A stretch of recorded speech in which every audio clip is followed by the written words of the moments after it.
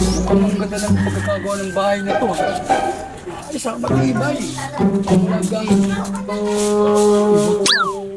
ano kaya ang gumawa ng bahay na to?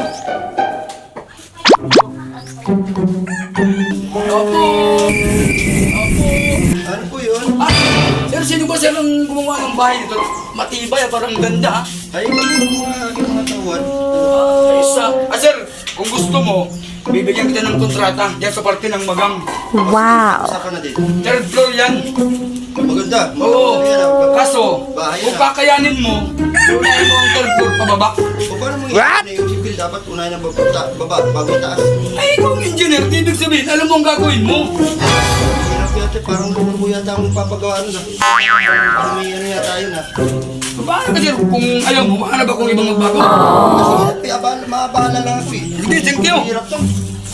Hoy, paghanap kayo ng ibang gagawa nun. Tagal ko na naggagawa ng bahay. Wala akong nakakitang gano'n na ginagawang bahay. Mga siraan ko kayo ha.